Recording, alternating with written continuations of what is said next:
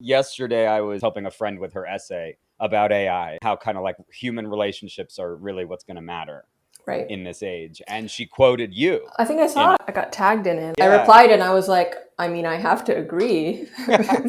Very well written. Thank you for quoting me or Hell tagging yeah. me. That's awesome. Because I saw that and I like add a little comment in the Google Doc. I was like, I'm talking to her tomorrow. And that line that she quoted of yours is I don't want an AI, I want a teammate. Right. And I feel like I keep seeing that line because it really hits. Like, I'd love to just start there. Tell me more about that, how you got there, what made you feel that. Because it's so succinct, but so powerful. I've kind of had this thesis for a few years that we're just moving towards a space where people can do so much more by themselves. Yeah. I wrote this piece like a few years ago called The Rise of the Silicon Valley Small Business, which was like right before AI was really starting to take off. And then since that time, of course, really accelerated. I think a lot of the discourse around that is maybe before you needed 100 people to create a company of a particular size, now you might only need like 20, or maybe that even becomes 10 or becomes 5. So I think in a world like that, how do you choose who those 10 people are? And one way to choose how those 10 people are is I want people who are 10 times as good as everybody else. They're just like 10 times as much of a beast, and like they can produce 10 times more, and they will just be 10 times more valuable for my business. And I think the other way to choose who those 10 people are is like, do I like hanging out with those people? Yeah. Do I like working with those people? Do those people make me better at whatever my edge is, or like better express my voice or my taste or, my capabilities? So I think that kind of speaks to the marinating in that feeling of thinking about where things are going and then coming to that point of like figuring out, well, what do we actually want people for? Maybe in the past we would have wanted them like for labor and a lot of efficiency and like more technical things. And now we want them for that, but we also want them for more interpersonal things, because the test is like, would I rather work with this person or alone with better tools? Then that'll kind of determine if that person is going to be in my small crew or not, because there's now like a replacement for them. That's a long-winded way of getting to the quote that you mentioned, which is like, yep, got all this tech, but like fundamentally, I do still want a teammate to do some of this stuff with me. And how do I decide who that is? Maybe slightly different than I would have before. I mean, it also kind of like right. It's a societal question of like, will we as a people want to work with each other or with... And I think probably in some cases, just tools. Get out of my face. Like, I don't want to deal with people, which we've kind of already seen. AI is just like a spectrum, but even before we started calling it AI, like we've been automating things, over time, like call centers and customer support and apps, like go to the app and instead of calling us type of thing, or even self-checkout at the grocery store, right? Like, so in some of those cases, I think we're actually quite okay to say, hey, I don't really need a human there. I think in other cases, we want someone there. I have this kind of framework in my mind of like all the skills that historically have been human skills. The more we go forward on this like automation AI trajectory, like every skill will either become extinct as a human skill, meaning like the machines will absorb it, or it'll become art or sport. And those are kind of the three things. So machines will like take over that process, or a lot of creative stuff. Now humans are still doing it because we see it as art and we really care about the person who's doing it and the story behind it and like the meaning behind it. This is the whole debate between like, is AI art or does it have to have a human element, or sport in the sense that like, you could argue that sport is an art and vice versa maybe. So you could maybe collapse those, but like, driving, right? Like nobody's going to be driving anymore because they have to as a skill.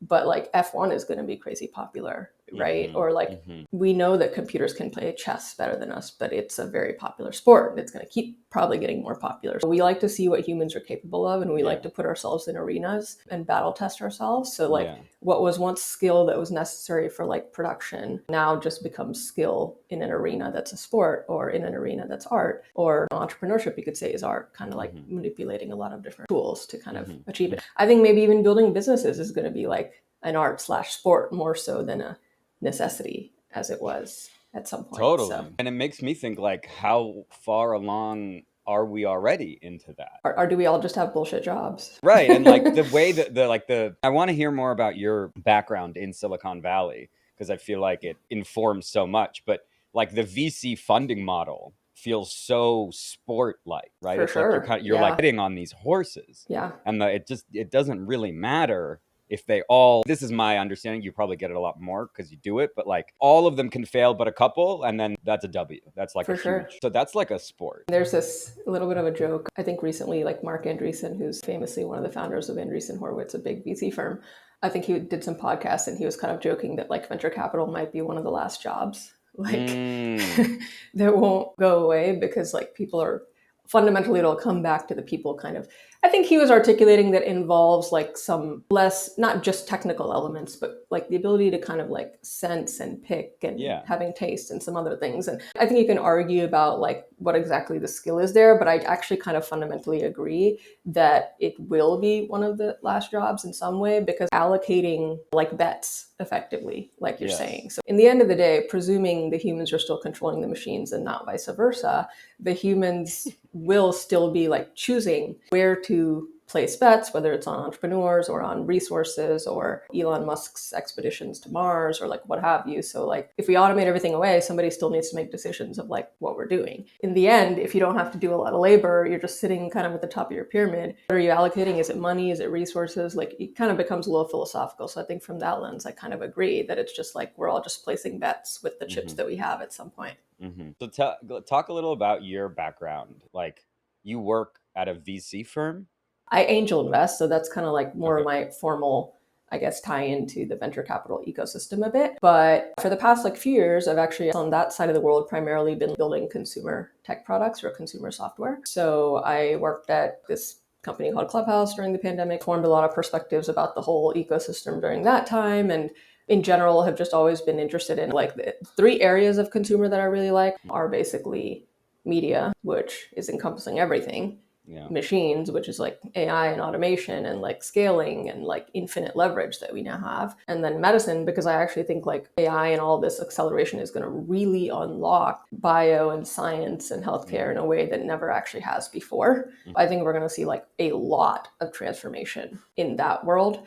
And probably a lot of jobs are going to like expand in that world as well in terms of shifts in industries. So getting into geeking out more on that, it's not creative at all, but no, it's all creative. How do you see your writing in conversation with those three interests? It's probably in these days, I almost think it's probably the glue. When I'm thinking about products, I think about what people want, how people will use products, what motivations they have. When I'm thinking about technology, when I'm thinking about healthcare, when I'm thinking about social products, media products, I use that same lens of how are humans and people engaging with these things. And I like to say that like the Elon Musk, he's very interested in what's going to happen in 50 years or 150 years. I'm very interested in like what has happened in the past and what's the same, because people fundamentally kind of are the same, even though the circumstances change. And then like what's going to happen in the next iteration of reality, which is like the next 10 to 20 years. Like and what's think, the next cycle? How's it going to repeat? Right. But with a new context. Right. Yeah. So it's like what happened in the past tells you how we always kind of are and how we feel and think and process. And then obviously we are seeing changes. What's that next iteration look like? You know, next one cycle maybe is 5 to 10 years. A couple cycles is maybe 2 to 3 is up to 20 years. So I think that time frame to me is really interesting. And I think that's kind of why I'm in this early stage startup world, and like venture capital is very much in that world as well. So I just happen to be thinking about and talking about a lot of those things. And I think it touches a lot of people's interests who are in that world. And I think what I like about that frame is it bucks the kind of exceptionalism that is sort of under a lot of AI talk. Just like this is different. This is like going to change everything in a way that it never has before, which is both true, but like it can't, also not. It can't be that. Everyone always says that. I don't know. This is how I've been thinking about this a lot, of like people always just say that, like playing with that. What do you feel like are the things we always do? Like what are the recurrences, and kind of how do you see them happening in this next 5-year phase or whatever? Well, I mean, to be honest, I think the next 5 years there's not going to be a lot that changes. That's interesting. That's a hot take. It is a hot take. Well, let me put it this way. I think a lot has changed in the last 3 years. Actually. I think that one of the things I think is funny is when there's like a new radical or kind of what feels radical technology that pops up, like it literally feels like magic. Like we're like, whoa, all of a sudden, like I have the entire world's history and knowledge at my fingertips in a chatbot, like ChatGPT or what have you. And I think many of us had that experience and will continue to have that experience. But then like what's equally remarkable is that in a week or two, we're just like already calibrated to that. We crazy. have forgotten the revelation. Yeah. And it's just like base case now, right? So in that way, I think in the last 3 years, a lot has changed. Because like, you know, it was funny. I was talking to a friend of mine that's doing like a MBA right now, which is sacrilegious in Silicon Valley. So hopefully people don't dislike this podcast for that reason. But so I have an MBA, but I did it like pre-chat GPT. Right. So we're talking about these like finance models you have to build and just like different things you have to learn. And then he was saying so hard, but like, or just like not hard, let me not say hard. It's just like a lot of work and it's kind of frustrating, but like ChatGPT is helpful for some of this stuff. And I was like, I just realized, I was like, oh, whoa, like it's like a post GPT and a pre GPT, which obviously for education, I think has changed it a lot in terms of like just what is meaningful work to do or to evaluate and how do you think about that? So that's what I think just in general, a lot has changed in the last 3 years. Yeah. But what's the like next leaps that are going to happen in the next 5 years? I'm not as convinced that it's that proverbial, like the line's going to keep going like this. I don't know. I think it'll be a little bit more like this, right? Like flatten out a little bit. And then we'll see step jumps and things like that. I think there's a lot still to come on the like science side and the robotics side and stuff that's getting harder, like in the physical world with bodies and like terrain and like actual physical land and resources. I don't know how much more is going to aggressively change on some of the knowledge work stuff. Like, I think jobs are going to shift a little bit. I wrote a piece about this actually. Like, I think my piece, it was like, what I think are the next 5 jobs in what I really like that one. I think Sam Altman wrote a blog post about like the gentle singularity, which people said was a little bit of a departure from what you were saying, which is kind of like the ultimate singularity where like everything is changed. The gentle singularity is a little bit more of like a slower, gradual change, which I definitely think is what's going to happen. In that world, I think like a lot of jobs that we have shift a little bit more to be like trade-like jobs. So what was considered knowledge work, we don't really have to store all that knowledge in our brains anymore. So we're more like tradesmen, whatever we're doing. I think that's like a big one. I think that in that world, like to go back to the interpersonal thing, that becomes really important. I think that's going to manifest not only in like the structures of how people work together, but also in like local community.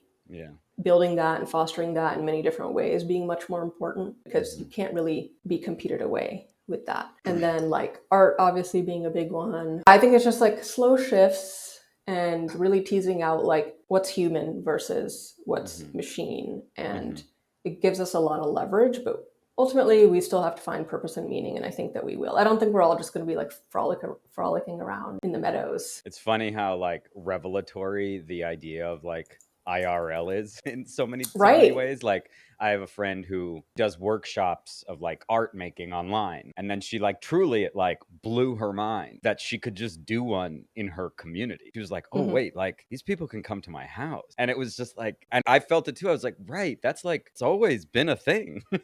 But we have like truly, that has kind of like been Overton windowed out or for a bit. Where it's just like everything is online. You have, at least for a certain subset of self. For sure. It's kind of the Lindy thing, right? To my point of like what was once will be again, right? So that's what it used to be like before. Local and community and all these things was where the value was. And then we had this like 25-year internet expansion phase. And then like everything went online and we built these big marketplaces where everybody could do everything remotely and with everybody in the entire world. And then we figured out, oh, okay, there's some problems with this in terms of individual value, but the power law of everything and stuff like that. So then we will come back to what works for everyone instead of what will work for a few people. Right. I want to talk about creative process and AI. How does it fit into your work? How are you using it? With writing, I've kind of, so far, I've experimented with it in every facet, right? Just to get an understanding, which I think is pretty helpful. But I've kind of come to the conclusion that it's helpful like upstream and downstream is how I think about it. If I have an idea that just comes to my mind and I want, maybe before I would have typed it a lot out into my notes app or into a Google Doc or something, Now maybe I do that with ChatGPT or Claude or something, and I can either voice dictate, which is easier, or I can actually kind of have a back and forth of this disjointed thing, like let me pull out what are the essences of it, and just like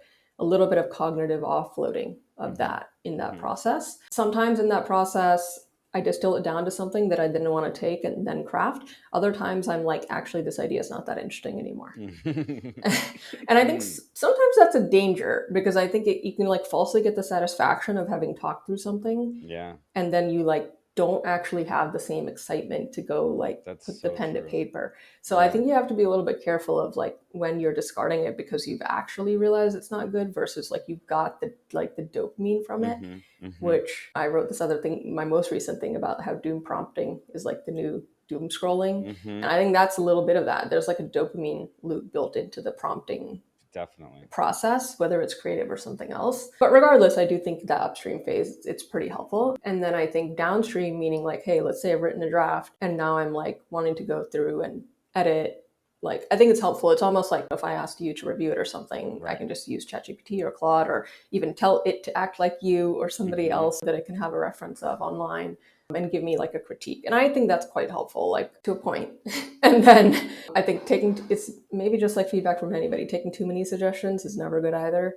So, you kind of have to, in the end of the day, use your own voice and kind of gut of what you want to accept and not get derailed from what you were originally trying to say. But largely, I would say I think they're net positive in the upstream and downstream. But in the middle, which I have like played around with it, I have so far found it not that great and much more derailing, in the sense that like, let's say you actually want it to create a first draft of something or do something meaningful, which like shortcuts what I call the messy middle part where you're trying to figure it out.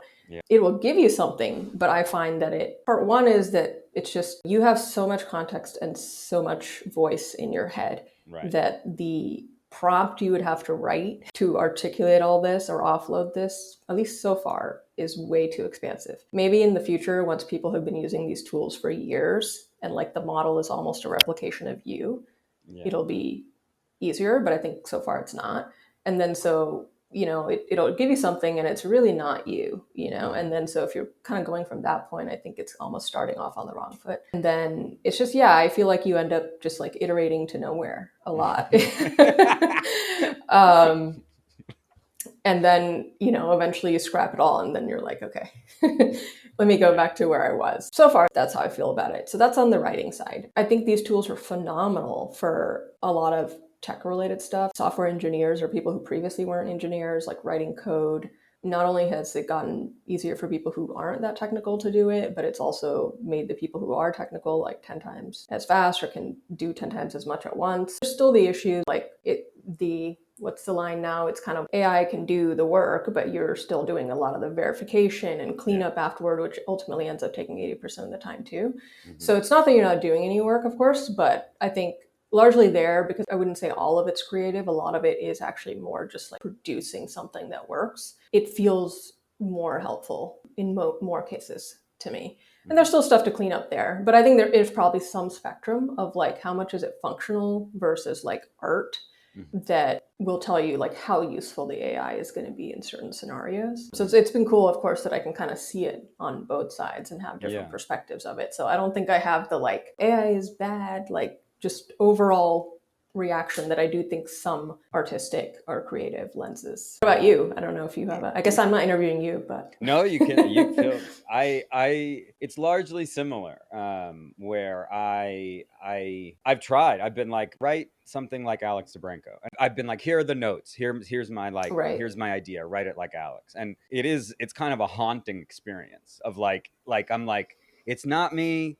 But it's like kind of making fun of me almost, like it's like, you're like, does that sound like me? Yeah, that's like, it uses a lot of parentheticals for me, like way too many. I'm like, dude, that's not, come on, like dial it back. And then I try to get it to dial it back, but then I'm like editing some ghost of myself and then I'm like, it is that iterating to nowhere where like the further we get, I'm like, where are we? Like, how did I get here? Like, I didn't have to even do this. And that's generally like my perspective. I find it helpful with editing. I'm using it more on the like beginning side of like, hey, help me, like, I like the voice stuff too, of like, help me talk this through with me. Ask me questions. I like when it asks me questions. But I also just have like, I don't know if maybe do you have this like fear of like I'm doing something naughty, something really bad? Let me tell you when I have that Yeah. feeling is when, let's say you say write something in your voice or somebody's voice, just to like, sometimes that's helpful just to like see an expansion of an idea, Yeah. right? It's not that you want to actually use that articulation, but it's helpful to see an expansion. So I think sometimes like I still do that. And then let's say you say write it in your voice, like an essay that you wrote or something, just to see what that feels like. But then it puts like every other sentence is that it's not X but Y, or it's not lists of this or whatever the things are. That thing, like, it gives me anxiety almost of like, because it really like reminds you how just like mechanical the underlying thing is. And to be honest, I'm like sometimes shocked that there are some real geniuses building these products. Okay. They are getting paid like them, and they really are. Like, I'm sure their processing capacity just as humans is far greater than many of ours or whatever. And I'm sometimes shocked that us general people using these tools can still so readily identify these like ticks, these like GPT isms, that it's such a sophisticated technology in a way. But the fact that we can like pick up those, and every model update, we see like a new thing, and we like within a day, we're already like, this is the problem. Like, I sometimes actually find that fascinating. I think that's beautiful though. That like no, it is the only thing that makes me feel like, okay, we have some time. And that like we, you know, it's very sophisticated, but like so are we. Not For that sure. It's a competition, but like it is I don't a little know. bit. It is. I guess the whole thing is. My background is like a lot of comedy and acting, right? And you know, it's just like, you know, when someone's lying in a scene where they're acting versus like they feel it, you know. And I don't know how to tell you why I know that, but I just know that, you know. And like it feels like that, where it's just like you just know, you know, you can like feel it. And it scares me that sometimes you can trick someone into the you know, thinking that it's real when it's not, or vice versa. But that happens with acting too. There are some great actors who like they're faking it and they're really good at it, and that's different from like somebody who like deeply feels it. And maybe it doesn't really even matter, but I don't know. I don't really know what I'm saying, but no, it does. I mean, I think I'm both like terrified by it, but then also amused and kind of like, okay, all right, like there's ways to go on this. And also I just think that part of the thing about using these tools, or like talking to ChatGPT or building a relationship with any of these things, is that we kind of, as humans, we instinctually know what makes something a human type relationship or response or feeling, which is that it's not always predictable. It is like rife with some sort of biases and like transference and counter-transference and like just like emotion there. It's voluntary. They don't have to talk to us. Like we're hoping they will. And like if they do, it's maybe a sign that we're doing something right. And then it kind of like a two-way situation, right? They don't always just say yes and give us what they want. They ask questions back to us and they push back on us. I think this like bidirectionality that we really know, like from an instinctual perspective as humans, we can suss out that doesn't exist in a lot of these interactions. And of course they will improve and start like pretending to do those things and stuff like that.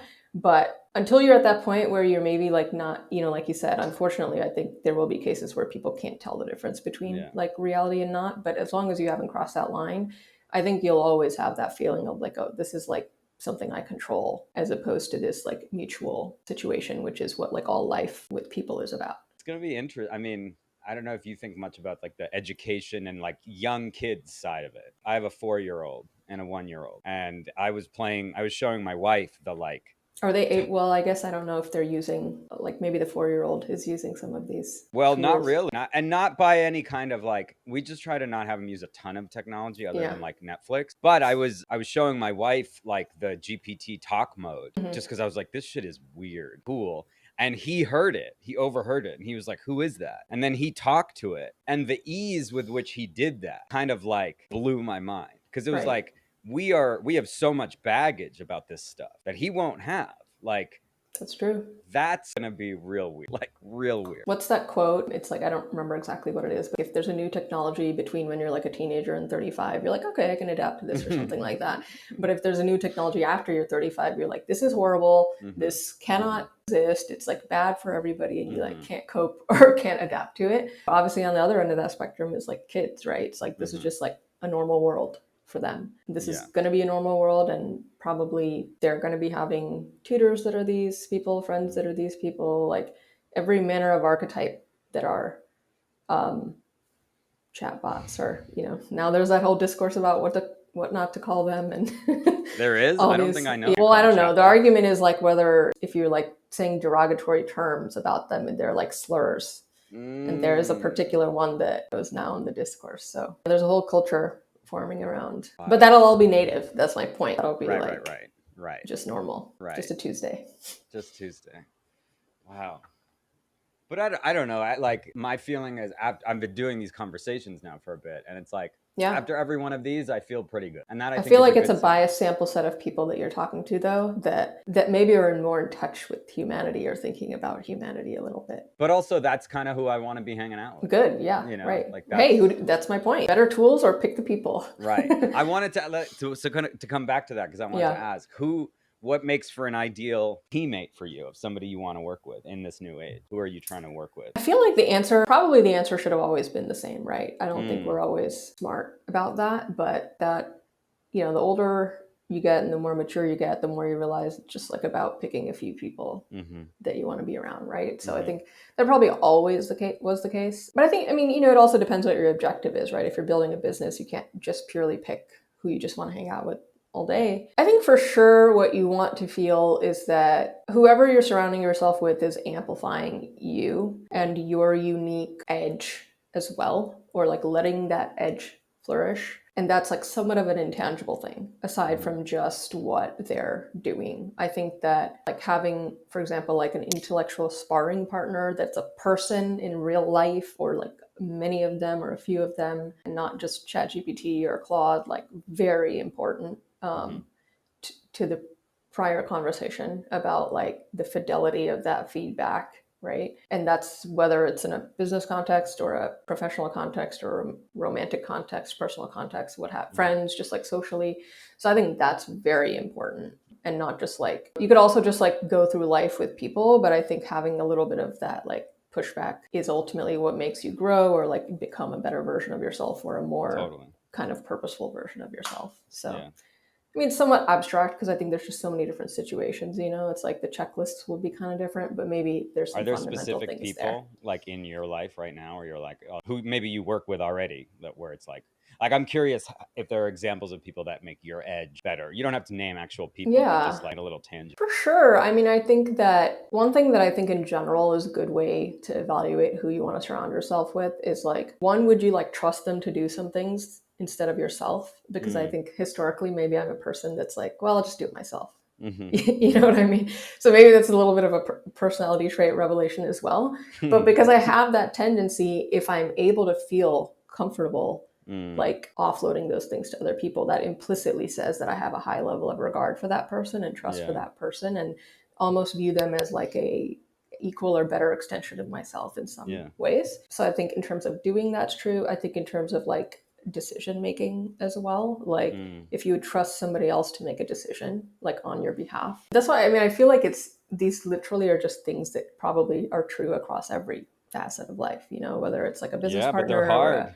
They're very hard. I don't know how many people I'd have making decisions for me. Like that's a high bar. That's true. The truth is, it doesn't have to be for everything, right? But it has to be for, I think it can't be for nothing. Let me put it that way. Yeah. So you want to feel like you're benefiting that person and they're benefiting you, of course. I like that model though, of like, who would I let? And also I think that's revealing a trait of mine of like in ways that are helpful and not. Right. Good and bad. But self-awareness. So self-awareness is the first step. Yeah.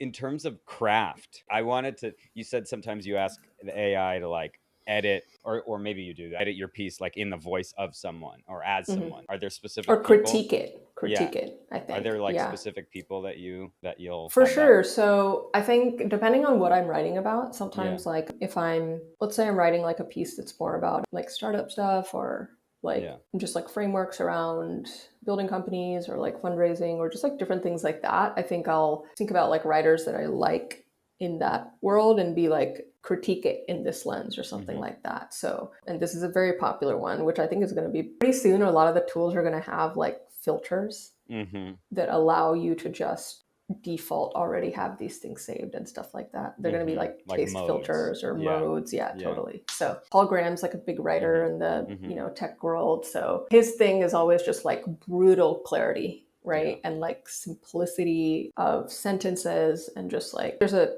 certain narrative cadence as well, but like I think the defining feature is almost like simple language. That's like one of his traits. So if you critique it in that voice, often it's like, well, here's all the fluff. So I think that's a helpful lens. Like other writers, like there's a writer Eugene Wei who has written a lot about social networks and different frameworks, and he's much more like a framework oriented thinker. There's a lot of like latticing or structure to how he explains the topic, and sometimes I'm writing in that way, so it's helpful to like critique it in that lens, stuff like that, you know. Like I don't know who, like I'm just thinking off the top of my head, but like there's probably like some 5 or 10 people or something that I already have in my mind have different elements as to like what is good about what they do, and then it's helpful just to like critique things I've written from those lenses, just to like make it obvious to me. Because, you know, once you sit with something you've written for so long, like you kind of, when you hear the same word repeated like 100 times, you're like, it no longer has meaning. So it's just nice to get like somebody else's perspective, and ChatGPT's perspective is not great. Yeah. As someone else said in one of these interviews, it gasses you up way too much, which has stuck with me. Like, dude, relax. Like, it's you know, not that whole, if you're like, the deeper you are on the tech side, the more you know, like all this discourse, but it's like, have you heard this whole sycophancy problem? I just saw yesterday. Wait, no, today I saw something about how like Anthropic was like reporting as a good thing, like sycophant did not go up. And I was like, what? Right. I don't know much about it. What ChatGPT's like 4.0 model, which was like, it was GPT. Yeah. right, the previous version, I'm pretty sure that was the one. Like they released it and everybody was just like, this is way too sycophantic. Like like what you're saying, it's just like gaslighting. That word, you know, like to come up with nice words, but like stuck, where it's just like constantly like, you know, there's all these memes like on Twitter. It was like somebody's like, oh, what do you think of this? And he's like, you nailed it. Like, couldn't have thought about it better. Like, just don't need to make any more edits. Like, it's all the way there, like ready for prime time, you know, or whatever. Like really cliche. But things, sometimes it'll be like not even professional. I feel like it'll be like, yes, queen, slay. You nailed it, girl. You know, like like stuff like that too. Where I'm like, whoa. But so anyways, they like rolled that back. Yeah. So that was a drama. And then what happened was some users had gotten used to it and they liked it. So then they complained. They said, I want it back. I want the sycophancy. Give me that like persona that I can have in my life back. And then so kind of funny. So they released like the 5 version. And then it seemed apparently a little too businessy. So then they released like a short update afterwards being like, we're making it a little friendlier. I saw that. And stuff like that. So, you know, there's memes back and forth about this. And then of course, like Claude or their thing is a little bit more like they've kind of been more careful about maybe some of the human implications of how AI talks to you since the beginning, or that's kind of like part of their more stated ethos and their brand a little bit, you know, versus just like what they're doing. So let me not recount all of the drama around all the model companies to you. I love these breakdowns. Since you said the gassing up, I was like, oh, that's been a scandal. Yeah. Wow. That's so funny. But I mean, it seems like that's also by design, in that like people love that, you know, like it's just in general, how depending on the degree, but it's like that feels good. That's the dopamine you're talking about, right? Like you have this idea, is it good? Oh yeah, it's great. That feels amazing. Yeah, you know? It's just how sensitive you are, you know. It's almost like they're releasing one for the whole population, right? And some portion of the population is going to love it. And then the other portion is going to be like, this feels like insulting.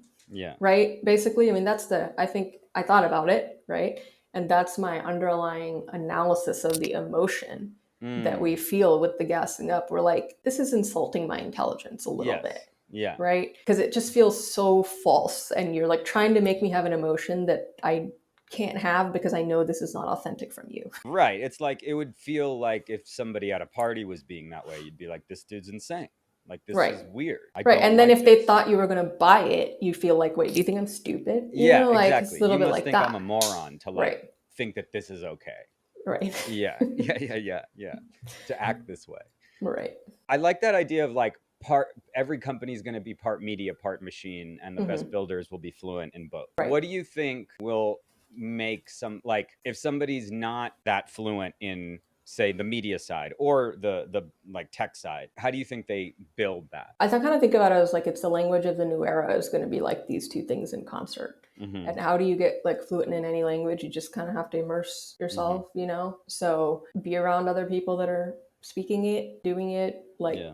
test it out yourself, right? I don't know. I think for like builders, that probably means like playing more on the media side. I think for media people, that means like actually making stuff and like using the tools. So one of the great things is that I think just the barriers to using any of this stuff on both sides, whether it's like media came first, we've seen a lot of that in the last 20 years. And I think tech now is feeling like that. Like you can basically make software like content now, Mm-hmm. or pretty soon, like vibe coding, right? But like Mm-hmm. that's on a spectrum that will get even easier. So phase 1, phase 2, and now it's like pretty much anybody can learn how to generate something on both of these sides. So Yeah. I think the barriers are pretty low. So it's almost just a matter of like wanting to immerse yourself and try things. And I think that'll get you halfway there and being around people who are doing it. But I don't think necessarily like everybody's going to become like masters of both with equal fluency. I think you kind of still have to pick a lane a little bit. But I do think that the people who are somewhat masters at both will have an unfair advantage. Yeah. I don't think it's going to be everybody, but like, you know, founders who are really good at telling stories, or like storytellers who are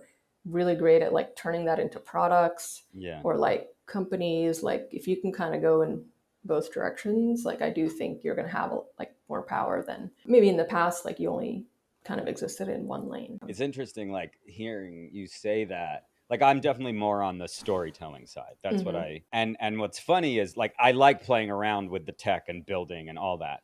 And what's really funny is when I like my instincts are like with storytelling, I think it's like that's hard to do good to make. I think it's because I know a lot more.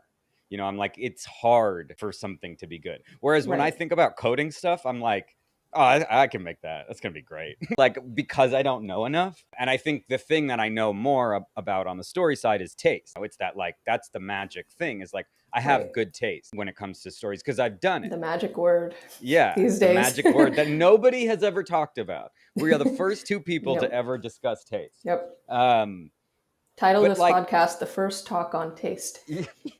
Taste, finally, in the discourse. You were talking about it pretty early, though, right? You were one of the OGs. Well, you know, some would say that, and then others would say, but I was talking about it earlier, so I don't really want to claim that throne. But how that's become a thing too. That's like a mini scandal of like the taste scandal. You know, drama is Lindy, so we need some drama. But yeah, I mean, I think I wrote this essay like last summer-ish about a riff on a Mark Andreessen blog post, which was like software is eating the world. And I wrote this essay, Taste is Eating Silicon Valley, and kind of, you know, like I said earlier, at the top of this conversation, had been marinating for a while on like seeing, hey, where is like the tech going and what does that mean for like what's valuable or differentially valuable in building products. And if like everybody can code now and everybody can kind of just replicate a product that exists with, you know, like you said, the code aspects or the more technical aspects of it, then like what's kind of left. For sure, one thing is distribution that we've been talking about for a while, which is you got to actually get that to people. So there's like an art and a science of that. But the more we move into automating a lot of things too, even that's going to start being more like, there's a very recently, like the phrase GTM engineering has been coined as like a role. GTM stands for go to market, which historically has been that like, hey, taking their product to market, kind of the distribution or part of distribution to extent, like interfacing with the market. And now we're like calling it GTM engineering, which means like it's becoming more technical and science in nature, right? So like if you kind of assume all of this can be at some point mechanized, then like what is there? I kind of suggested this word of taste might be one of those things, which is like hard to define and can define in many different ways. But like my kind of one liner on this was like, you know, when in a like world of scarcity, you want tools, which is like the technical thing. But in a world of abundance where you have so much of that, you want taste, which is like, how do you choose which of those you actually want to align with or represents you or is best for your kind of vibe or scenario or just whatever the more intangible aspects are. And I think that certainly has played out, I think, and is continuing to play out and will. And yeah, it's like a hard word to define. I don't even know if it needs to be defined, but you know, I have like 3 definitions depending on what I'm trying to articulate with it, but I think my most succinct one is like that I think taste is discernment expressed. So it's like discernment meaning like some form of a judgment that I have about like I have a bunch of references of things that I've seen or like worked on or collected, and I actually understand the differences between those things, and I can articulate the differences between those things and like why I like or dislike certain things. So there's like a discernment that I have, not just like I just like this, like there's an actual somewhat of an understanding of why and like comparison. And then expressed meaning like you got to express the taste, you got to make choices. You can't just like be in my head like I'm a person that has good taste, because it's just so abstract. And so I think it's like ultimately you can only demonstrate taste if you do something with it. And so I think that's the most succinct way I can think about it, is like these two parts of like that discerning quality and then the expressing of it. But of course it is subjective, right? I think there's some objective elements depending on what lane you're in, but at the highest level, of course, it's somewhat subjective. Yeah. But you have good taste. I want to know what well, thank you. I don't how that word sits in your brain or in your world. I've talked to Sadi about this. I think I mean, I have a lot of thoughts, but one is that I think a lot of people have good taste but don't realize it. That's like literally the antithesis of how people often weaponize the word taste, exactly. Which is that a lot fewer people have good taste than exactly. they say. I think, so. And that's to me, that feels weird. I think a lot of people like stuff, and if they had the confidence to like talk about it for 10 minutes, they could tell you why. Yeah, I think that's true. But they feel like they're not allowed to have it. And because it might be the thing that they like is like Love Island even, or like some dumb thing. Like I think that can be I agree with you on this. Like I think that's you can have, that can be your taste, and like you can love that shit. I can think it's terrible, but that doesn't really matter. Like if you like, what I love is someone loving something.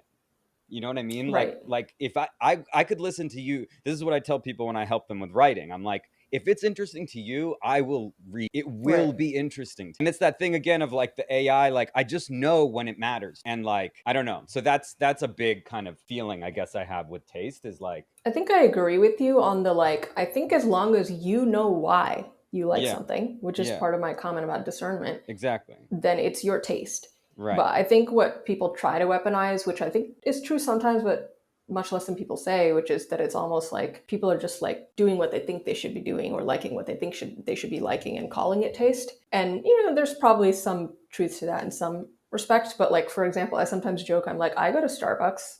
Yeah. But that's because there's like an actual drink that I like there. Exactly.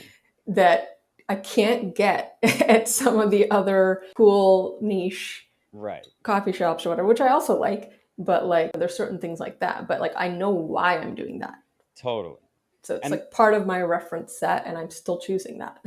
Yeah, and I think there's like a lot of power actually in admitting that you like dumb things, or like things that you're not supposed to like. This like kind of highbrow, lowbrow meeting, I find, for my own work, is like that's where the juice is. This may be my bias, but my instinct is if somebody only likes highbrow things, that they don't really like all those things. Exactly. And I could be wrong. There's probably the one odd person in the world that just, really genuinely only likes those things. But I think for most people, you do need to have that mix. Like there needs to be some variance. Totally. And I mean, I think there's so much like judgment and about like what intelligence is, and intelligence and taste are like, siblings of like, oh, you like my wife and I, like I'm guilty of this a lot, where she watched the movie Suicide Squad and really liked it. And that's like one of the worst rated, that had its own like internet thing of like, that's one of the worst movies of all time. I'd never even seen it, but I was like, I can't believe you like that movie. The movie's so bad. And she was like, what the fuck are you talking about? Like, I liked it. Like, why are you bothered? Like, you're being so annoying. Yeah. And I was being, and I hadn't even seen it. Like, I did not even know. And that to me, I think like happens a lot in all sorts of ways, where it's like, how could you like that? It's like, who cares? She liked it, you know? I don't know. I don't know. Like there's so much there, I think, of like, The I'm going to say that this is like all the positive part of this, but I'm going to say the other part, which I do think is true too. I think there is a part of taste though, which is, or I don't even care if the word is taste. I'm just talking about like whatever your judgment about yeah. certain things are, that like is somewhat scientific in nature. To Mm. your comment about it being somewhat related to intelligence, like, there's like a visuospatial intelligence, I think, Mhm. which Mhm. is related to a lot of design sensibilities, Mhm. right? Like you Mhm. kind of have to understand space and positioning and like how things are balanced or not balanced or like what they're meant to be. And like, so I think that is a certain type of, there's a technical aspect to it, which Yeah. isn't just like a feel or an emotion, for example. And I think some of those things are like harder to be good at if you're not more innately good at them. You can practice, like everything can be practiced, but I'm saying like I think there are certain people that just more naturally think in those ways or Definitely. perceive in those ways. So I think that's an interesting part of, there's this like one of my favorite kind of pieces of all time is this piece Cool Hunting by Malcolm Gladwell, like one of his like oldest, Huh. maybe it's like, I don't think I've it's, I ever think it read was that. like in the New Yorker or something. Actually, let me just make sure it's some derivative of that word. The Cool Hunt. Sorry. The Cool Okay. Hunt. The Cool Hunt. But Whoa. he basically talks about like how, like sneaker trends and like sneaker fashion like came about, and he follows these people that are like effectively hunting what's the next cool thing. Mhm. Mhm. And then he has these like three maxims in it, and like I kind of forget what they are exactly, but they're very like poetically written. But effectively he's like, you only know cool if you are cool. Like you can Mhm. only suss out cool if you Mhm. like kind of are binarily one of those people or not. And Mhm. like I think one of the other ones is like the minute you suss it out, it's like no longer cool. Like it's always like a Mhm. little bit ahead of you Mhm. type Mhm. thing. If you applied that to this conversation, you'd be like, oh, I hate that it's saying that only like a cool person can like identify cool or something. But I think there's like that more scientific element that I'm talking about, which is maybe like there is some intangible, hard to explain thing, which is probably really, I think ultimately the universe goes back to like math and science a lot, Mm. but it's almost like it's so fine and so many inputs that we just call it intuition. Mhm. So it's like such a fine, complex intelligence or assessment that we just call it intuition. And I think there is something there. Like I'd be remiss to say I don't think there is. I do too, definitely. And in that one example, like my wife is, she's a makeup artist, hairstylist, visual artist, and the Right. makeup in that movie's so good, and like she Yeah. loved that. Yeah. And I think what I'm realizing is like there's a lot of kinds of intelligence, and then there's kind of like the douchebag who tells you whether or not you're intelligent. Right. And I think I have a bit of that douchebag in me, and I don't like it. You know what I mean? Like I want to have less of Yeah. Well, that. I bet everybody has a little bit of that for the thing they're not that intelligent in. Or Right. like, Right. it's like we're not all on the same wavelength of what our peak intelligences are about, right? So we're kind of crossing in different But streams or culture something. prioritizes a few. For sure. And I think it Yes. makes people who don't have those feel dumb. Yeah, And I think that's where I'm like, oh man, I want to be just open to a lot more than the for kind of sure. like that I kind of grew up thinking were the right ones. Well, that's the beauty of being in like a community or a context or a place where there's like people that are a lot different than you, and Yeah, but also really smart and great at what they exactly. do, because you can kind of learn from them. I think it's like you can almost learn the most from things that are different Totally. than your fields. I know we only have 20 minutes. Let's jump Cool. into a recipe or two if you have any. Okay. The only thing that kind of quickly came to mind, specifically with writing, I was mentioning like kind of my process of the like upstream and downstream thing a bit. Mhm. And I think this idea of using it for critique, Mhm. mostly like first line, second line, third line of critique. And I had like a while ago when I used to ask people first for feedback. I had like friends who liked this kind of ABCD framework. Have you heard Mm. that?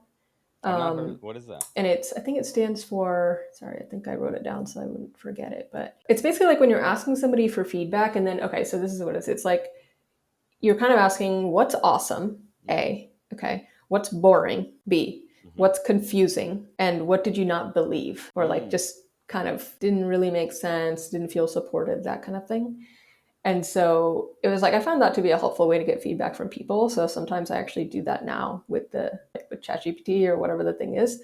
And that's like a nice first line. Like maybe this is a part of me that wants a little bit of sycophancy. I'm like, tell me what's awesome. You know, I need there to at least be something that's awesome in this before you cut me down with the rest of it. So I actually do find that to be really useful because, you know, you've expanded on a whole idea and then it's sometimes easy to forget what actually is resonant from that. Yeah. This is a funny thing. It's not exactly with ChatGPT, but I don't know if you ever feel that way, but you know, when you like publish an essay, like whether to Substack or elsewhere, and in like the first 2 days that people are reading it, I find it so interesting to see what quotes they pick out and what really resonates with them.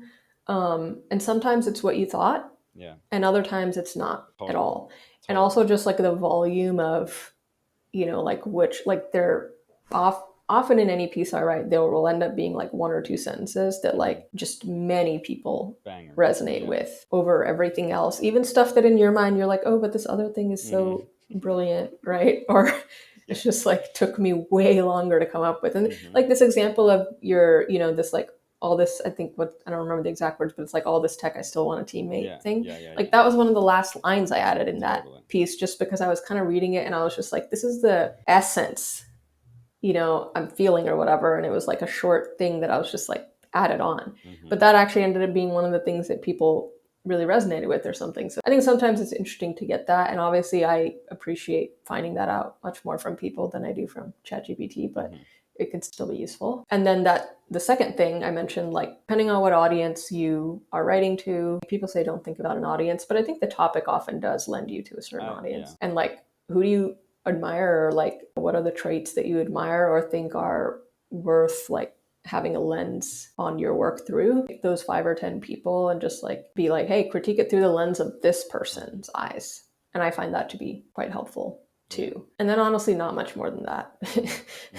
Like it can get really tempting to go back for too many rounds of things, but writing, I think that's most helpful. And then on the upfront thing, like voice dictating and talking through your ideas to like get it to an essence, I think is pretty good. And then like being thoughtful about if you want to abandon it because it's actually not that exciting to you, or if you already got the hit. Yeah. So it's funny you say the thing about like the banger lines or whatever, because I find that I have been very shaped by Substack and their whole like quoting feature. In terms of like how you write? Yeah, I'm like, that's so like dark. This is not what this podcast is about or this talk is about, but I could talk about this type of stuff for like hours because I built like social and media products and stuff, and this is like so I find this really fascinating.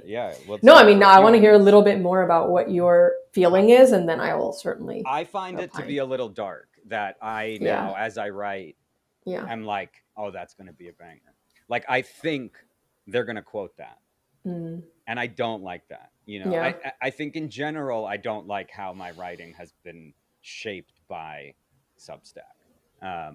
What part, besides the stuff in it that's quotable, what else do you think has been shaped? I mean, the cadence, you know, that like I have to be high frequency. Posting a lot. How affected I am by the numbers. Like they changed their algorithm, and I've just felt like all my writing sucks now. You know, and that can't be true. And yet I deeply feel it to be true, you know, and this is like just work I have to do. Like this is my journey or whatever. Because Substack was the first place where I really like succeeded, you know. I don't know if it was for you. On one of these platforms. Yeah, I mean, I've been on Twitter before, and I would say I have the exact same thing happens there. So it's actually not that different, right? I have like, I mean, I have more followers on Twitter than I have on Substack still, but like, how useful are those followers, or how much does my content even reach them, depends on the algorithm of the day.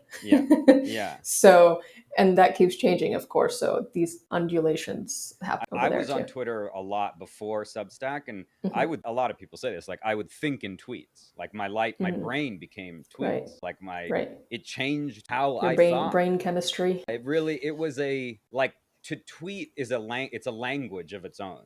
And I started speaking tweet. Right. It's kind of funny because I think now Substack, of course, is much more multimedia, but pre the multimedia push, it's almost the inverse of Twitter in terms of like the expansiveness and kind of, to some extent, I think like the floral prose like that tends to resonate. Yours is more comedic, of course. But to that point of like, and I know actually I was talking about this with somebody and they brought up another piece of a piece of yours about like the encore, that like I've definitely been feeling that of like needing to meet some standard that I hit. And I think all artists have this with like, you For know, sure. like The sophomore album syndrome, right? exactly. Well, how do you I think it's so about true. all of The it? encore piece specifically, one of the reasons I wanted to write that piece is because I feel like it requires you to say that you've actually done something before that you liked.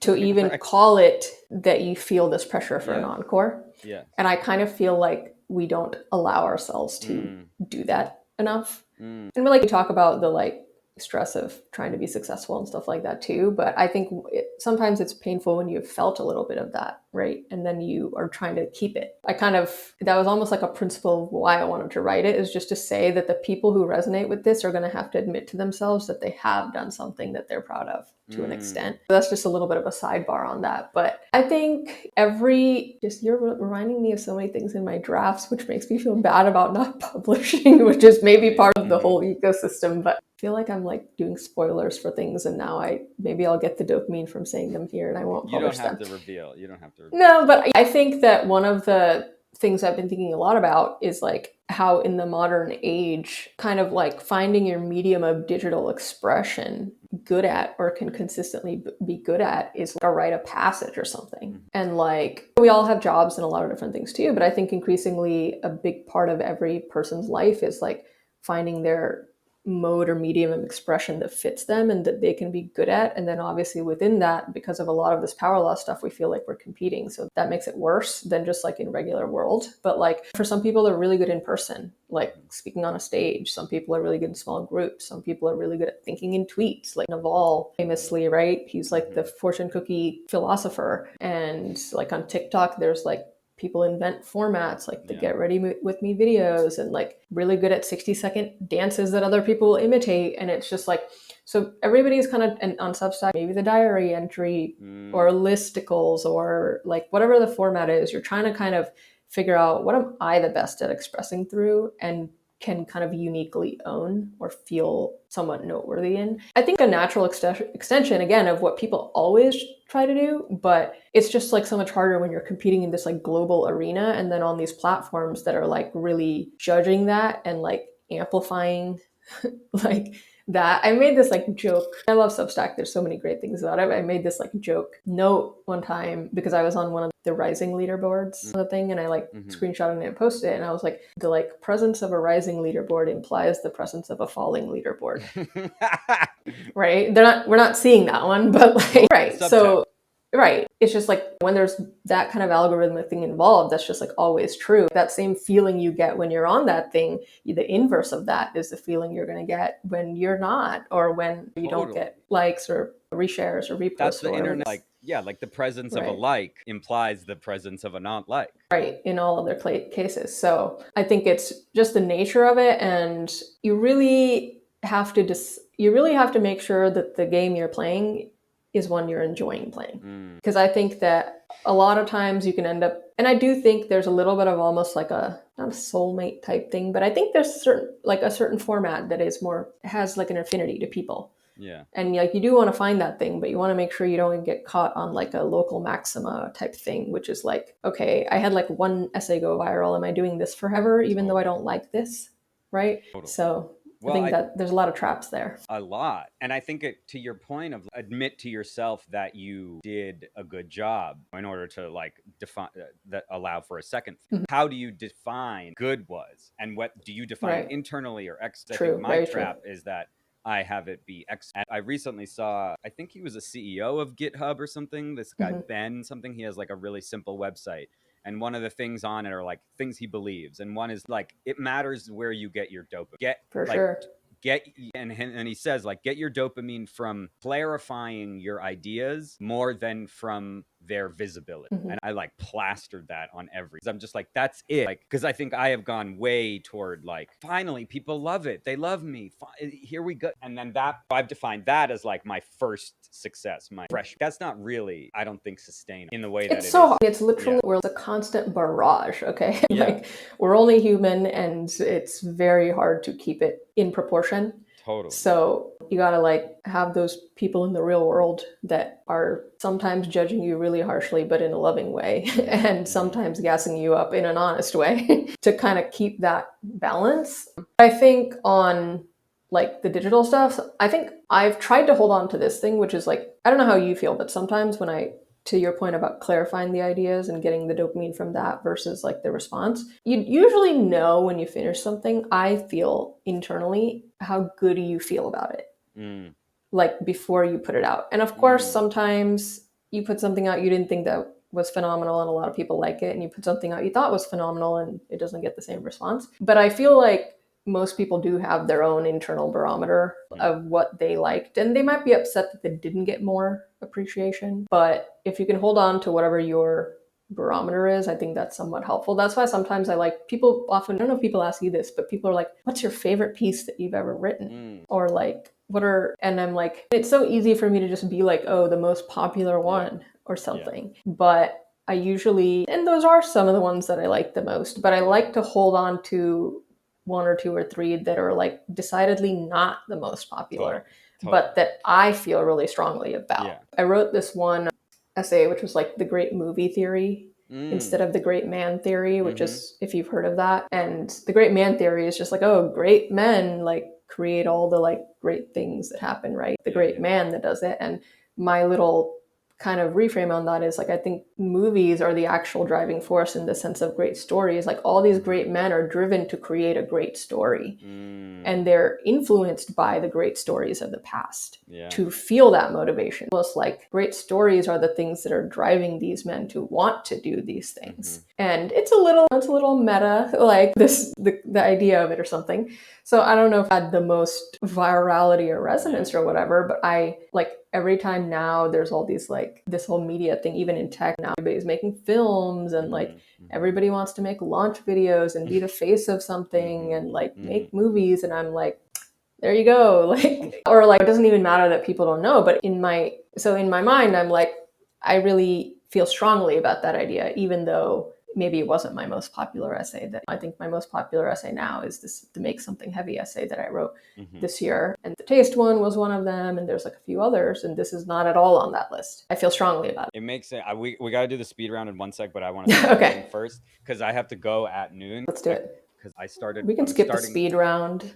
No, we got to do it. We got to do it. I'll be fired. I hired a coach, and I have my first session minutes. And if I'm late, he's gonna like get mad at me. Oh, we don't want that. Okay, no. So let's just do the speed round. Okay. All right. How would you describe your relationship with AI? Is it an assistant, a partner? Some people have called it like their nurse. Oh boy, I wouldn't call it that. Probably both, depending on the scenario. Sometimes a research assistant that's incompetent, and other times the most brilliant researcher that ever existed. So I don't know if I like to think about it as one thing, but maybe like a tool for experimentation, an experimentation partner. That's probably how I think about it. What do you wish AI could do but fear it never will? Okay, this I actually have an answer to because I've thought about this, because it can't do this, which is take away human suffering. It's going to be able to do probably almost everything else on a long enough time frame, but humans are the source of their own suffering, just like as a species. So I don't think AI will ever be able to take that away unless it lobotomizes us. Everyone's making predictions about AI. Let's make a prediction about humans. Where do you think humans are? Oh, I feel like we covered that